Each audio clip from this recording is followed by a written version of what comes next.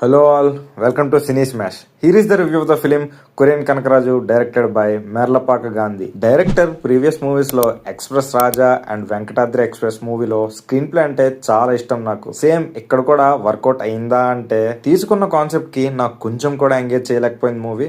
But మూవీలో బాగా work out అయిన థింగ్ ఏమైనా ఉందంటే అది సత్య కామెడీ. వన్ మ్యాన్ షో అనొచ్చు. సత్య ఉన్న ప్రతి సీన్ పేలింది.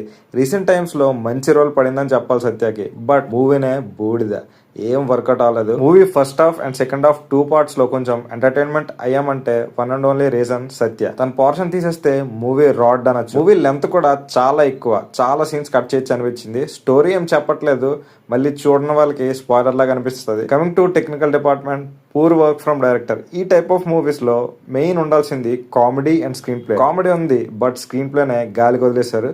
మ్యూజిక్ బై తమన్ డీసెంట్ గానే అనిపించింది. సాంగ్స్ అయితే పర్లేదు, బట్ బీజిఎం ఓజీకి మిగిలిన బీజిఎం అన్ని దీనికి యూజ్ చేసినట్టు అనిపించింది.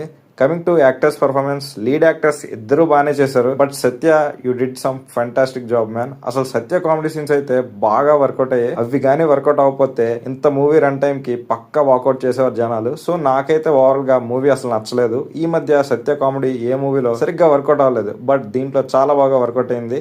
ఇఫ్ ఇన్ కేస్ సత్య కోసం వెళ్తా అంటే ఆ తర్వాత మీ ఇష్టం, ఆర్ ఎల్స్ రికమెండ్ చెయ్యను నేనైతే. So that's the review guys. Movie చూసాక మీకు ఎలా అనిపించిందో కింద కామెంట్స్ లో మెన్షన్ చేయండి.